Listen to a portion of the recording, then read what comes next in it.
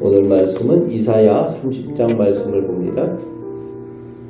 평소에는 다 똑같아 보이는데 위기의 때에 진정한 믿음이 있느냐 여부가 확인이 됩니다. 다 평소에는 같아요. 근데 위기의 순간이 닥쳐오면은 누구를 찾느냐, 어려운 순간에 무엇을 의지하느냐가 믿음의 실체를 드러나게 하는 것입니다. 오늘 1절부터 7절까지 하나님께서 이스라엘 백성을 향하여서 패역한 자식들이라고 표현을 하면서 시작을 하고 있습니다. 성경에서 이 패역하다라는 표현을 쓰는 경우에는 부모를 몰라보는 자식, 주인을 몰라보는 그런 백성들에 대해서 패역하다라는 표현을 쓰고 있습니다.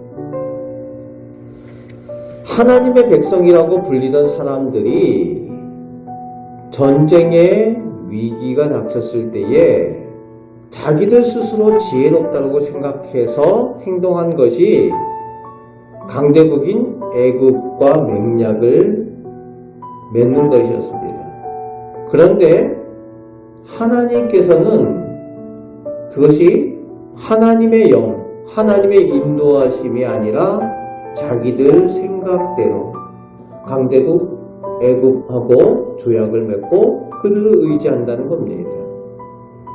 잘한 것 같이 스스로들은 생각을 하지만 하나님 보시기에는 죄에 죄를 더하는 것뿐이라고 말씀하고 계시는 겁니다. 그래서 2절 말씀에 하나님께 묻지 않고 말씀에 따르지 않는 것이라고 하나님께서 말씀하여 주고 계시죠. 위기의 때에 하나님을 찾고 의지하는 진정한 믿음을 소유하시는 우리 성도들 되시길 바랍니다. 하나님보다 눈에 보이는 강대국 애국을 의지하고 눈에 보이는 물질, 군사력을 더 의지했다는 겁니다. 하나님보다 더 의지하는 애국이 그 군사력, 그런 무기, 물질이 결국 우상이 된다는 의미이지요. 하나님보다 더 믿고 의지하면 그것이 우상입니다. 그것을 깨닫지 못하니까 그것이 죄가 되고 그것이 헛되고 무익하다라고 7절 말씀에 그 결론을 맺으며 그들이 받을 징계에 대해서 말씀하여 주십니다. 그런데 더 큰 문제가 있어요. 그것이 뭔가 하면 9절부터 11절에 나오고 있는데 하나님의 말씀을 듣기를 거부한다는 거예요. 선지자와 선견자들, 하나님의 말씀을 전하는 사람들에게 요구하기를 자기들이 원하는 것을 듣기를 원한다라고, 자기들 원하는 말을 해달라고 얘기를 한다는 거예요. 자기들이 듣기 좋게 얘기를 해달라는 거죠. 하나님의 말씀을 그대로 듣기를 원하지 않고 하나님의 말씀처럼 꾸며서 자기들이 원하는 얘기를 해달라는 요구를 한다는 겁니다. 이게 패역한 민족, 하나님 앞에 진정한 믿음을 가지지 못한 사람들의 특징입니다.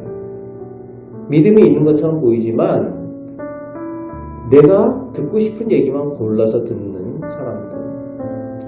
오늘 우리 시대에도 이런 문제들이 있죠.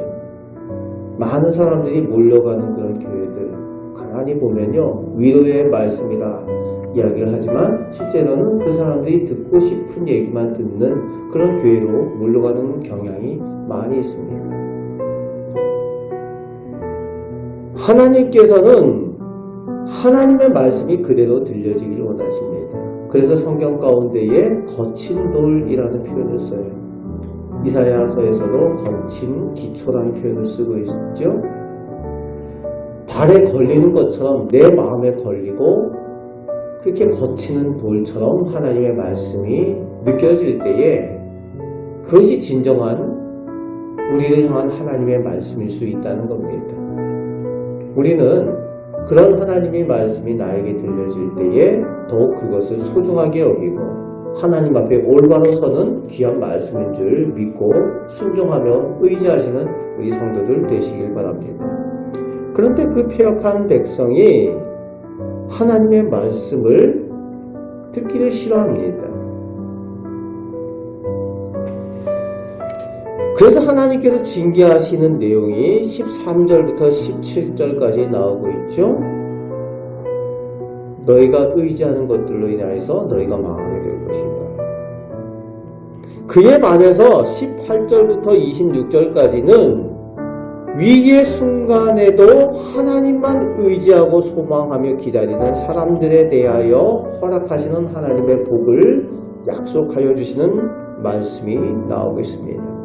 19절 말씀에는 하나님께서 반드시 응답하시겠다고 약속하여 주십니다.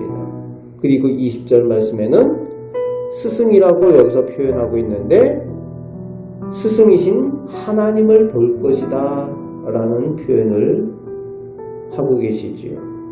그렇습니다. 이 말씀처럼 하나님의 구원을 기다린 하나님의 백성이 실제로 진정한 스승이신 성자 하나님을 예수 그리스도를 이 땅에서 눈으로 보는 그런 귀한 은혜를 누렸습니다. 기다리는 사람들에게 허락하여 주시는 하나님의 복입니다. 그리고 23절부터 26절까지 하나님만 기다리고 의지하는 사람들에게 하나님께서 주시는 복의 내용이 나오고 있죠. 가정이 복되고 자녀들이 잘되고 또 하나님께서 치료하시고 회복하시고 위로하시는 은혜, 위기의 때에 피난처가 되어주시고 하나님께서 필요한 것을 공급하여 주시는 그런 은혜들 허락하여 주신다라고 말씀하여 주십니다. 그래서 25절 말씀에는 크게 사육하는 날, 망대가 무너질 때에, 그러니까 전쟁이 일어나고 재난이 있는 그때에 산꼭대기 고산 줄령마다 그 위에 겨울과 시냇물이 흐르게 하실 것이다. 그곳에 피난처를 허락하여 주셔서 하나님의 백성들은 그곳에서 하나님의 은혜를 얻게 하신다라고 말씀하여 주십니다. 그리고 26절 말씀에는 자기 백성의 상처를 싸매시며 고치신다고 말씀하여 주시지요. 하나님을 기다리는 사람들, 그 사람들에게 주시는 하나님의 복입니다.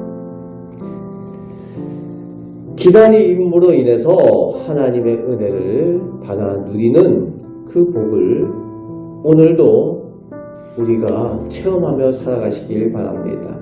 기다림의 그 은혜, 오늘 하나님만 소망하며 의지함으로 기다리면서 주님의 은혜를 오늘 나의 삶 가운데 누리며 오늘 약속대로 체험하며 살아가시는 우리 목대 성도들 되시기를 주님의 말씀으로 축복합니다. 아멘. 기도하겠습니다. 하나님, 위기의 때에 저희가 오직 하나님만 바라고 하나님만 의지하고 소망합니다. 하나님께서 살아계시고 하나님께서 전능하신 하나님이시며 하나님께서 창조하신 우리 하나님이시기 때문에 그렇습니다. 아버지 하나님, 저희가 하나님을 기다릴 때에 하나님께서 약속하신 대로 은혜 베푸시는 줄 믿습니다. 세상 사람들과 같지 아니하고 하나님의 백성답게 하나님의 은혜와 복을 누리며 간증하며 살아가는 저희 하나님의 자녀들 다 되게 하여 주옵소서. 오늘도 기도할 때에 저희의 기도에 응답하여 주시며 은혜 주시는 줄 믿습니다. 예수 그리스도의 이름으로 기도하옵나이다. 아멘.